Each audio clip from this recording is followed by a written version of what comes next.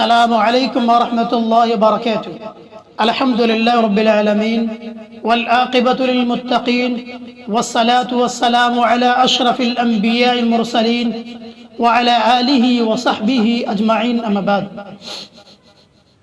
قال اللہ تبارک وتعالی فی کلامہ المجید والفرقان الحمید، اعوذ باللہ من الشیطان الرجیم، بسم اللہ الرحمن الرحیم۔ یا ایھا الذین آمنوا ارکعوا واسجدوا، وقال النبی صلی اللہ علیہ وسلم صلوا کما رأیتمونی اصلی۔ ناظرین کرام، آج میرے گفتگو کا موضوع ہے نماز کے ارکان کیا ہیں۔ نماز کے بہت سارے ارکان ہیں، ان میں سے چند ارکان بیان کرنے کی کوشش کروں گا۔ نماز کے ارکان میں سے ایک رکن قوت کے ہوتے ہوئے قیام کرنا۔ اللہ تعالیٰ اس تعلق سے ارشاد فرماتا ہے، حافظوا علی الصلوات والصلاة الوسطی وقوموا للہ قانتین۔ تم سب نمازوں کی اور خاص طور پر درمیان والی نماز کی حفاظت کرو اور اللہ رب العالمین کے سامنے عاجزی کرنے والے بن کر کھڑے ہو۔ اسی طرح نبی کریم صلی اللہ علیہ وسلم نے ارشاد فرمایا، صل قائما فإن لم تستطع وقائدا فإن لم تستطع فعلى جنب۔ تم کھڑے ہو کر کے نماز ادا کرو، اگر کھڑے ہو کر کے نماز نہیں پڑھ سکتے تو بیٹھ کر کے نماز ادا کرو، اگر بیٹھ کر بھی نماز نہیں پڑھ سکتے تو پہلو کے بل ہو کر کے نماز ادا کرو۔ لیکن اگر کوئی شخص طاقت رکھنے کے باوجود بیٹھ کر کے نماز ادا کرتا ہے تو اس کی نماز نہیں مانی جائے گی۔ البتہ نفلی نماز کے تعلق سے نبی کریم صلی اللہ علیہ وسلم نے فرمایا کہ نفلی نماز بیٹھ کر کے پڑھ سکتے ہیں۔ اس کے ثواب کے تعلق سے نبی کریم صلی اللہ علیہ وسلم نے فرمایا، ومن صلی قائدا فلہ نصف اجر القائم۔ جو شخص بیٹھ کر کے نماز ادا کرے اس کے لیے نصف اجر ہے۔ اسی طرح نماز کے ارکان میں سے ایک رکن تکبیر تحریمہ ہے۔ تکبیر تحریمہ سے مراد جب کوئی شخص آ کر کے امام کے ساتھ نماز میں شریک ہوتا ہے اور پھر اللہ اکبر کہتا ہے، اس کو تکبیر تحریمہ کہتے ہیں۔ نبی کریم صلی اللہ علیہ وسلم نے فرمایا، ثم استقبل القبلۃ فکبر، پھر تم قبلے کی طرف رخ کرو اور پھر تکبیر کہو۔ اسی طرح ایک دوسرے جگہ نبی کریم صلی اللہ علیہ وسلم نے ارشاد فرمایا، تحریمها التکبیر وتحلیلها التسلیم۔ اس نماز کی تحریم یعنی آغاز اللہ اکبر کہنا ہے، اور اس نماز کی تحلیل یعنی خاتمہ السلام علیکم ورحمۃ اللہ کہنا ہے۔ اسی طرح نماز کے ارکان میں سے ایک رکن ہر رکعت میں سورہ فاتحہ پڑھنا۔ نبی کریم صلی اللہ علیہ وسلم نے فرمایا، لا صلاۃ لمن لم یقرأ بفاتحۃ الکتاب۔ اس شخص کی نماز نہیں ہوتی ہے جو سورہ فاتحہ نہ پڑھے۔ اسی طرح نماز کے ارکان میں سے ایک رکن رکوع کرنا ہے۔ اسی طرح نماز کے ارکان میں سے ایک رکن رکوع کرنے کے بعد سیدھے کھڑے ہونا ہے تاکہ جسم کی تمام ہڈیاں اپنی جگہ پر پہنچ جائے۔ اللہ تعالیٰ اس تعلق سے ارشاد فرماتا ہے، یا ایھا الذین آمنوا ارکعوا واسجدوا، اے ایمان والو تم رکوع اور سجود کرو۔ اسی طرح نماز کے ارکان میں سے ایک رکن 7 اعضاء پر سجدے کرنا۔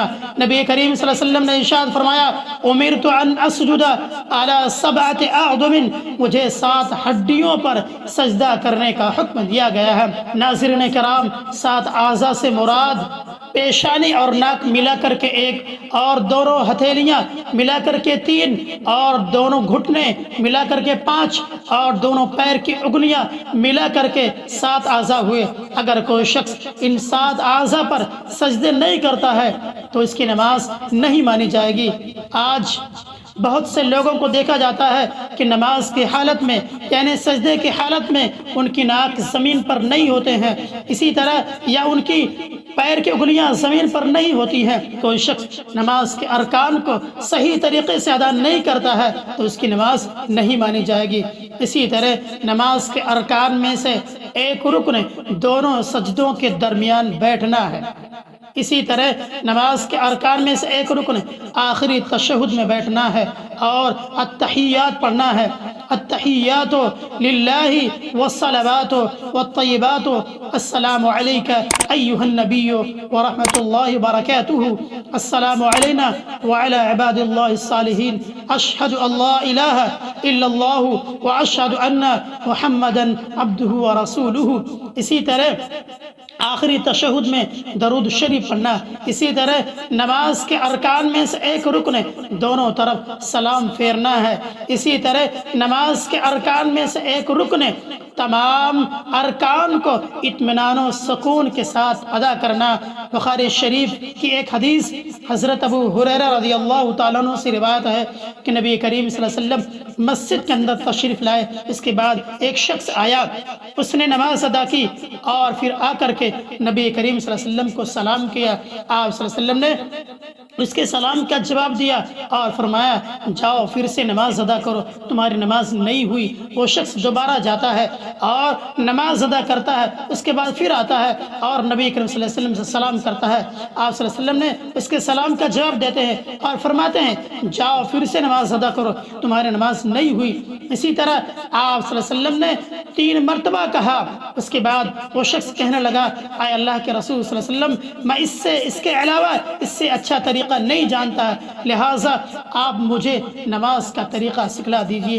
تو آپ صلی اللہ علیہ وسلم نے فرمایا کہ جب تم نماز کے لیے کھڑے ہو تو سب سے پہلے تکبیر تحریمہ کہو، اس کے بعد قرآن میں سے جو کچھ تمہیں یاد ہو اس کی تلاوت کرو، اس کے بعد رکوع کرو، پھر رکوع کرنے کے بعد سیدھے کھڑے ہو جاؤ، اس کے بعد سجدے کرو، سجدے کرنے کے بعد پھر سر کو اٹھاؤ، اسی طرح پوری نماز کو مکمل کرو۔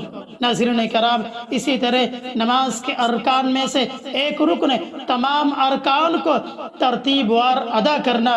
ناظرین کرام، اس تعلق سے نبی کریم صلی اللہ علیہ وسلم نے فرمایا صلو کما رأیتمونی اصلی، تم نماز کو اسی طرح پڑھو جس طرح تم مجھے پڑھتے ہوئے دیکھتے ہو۔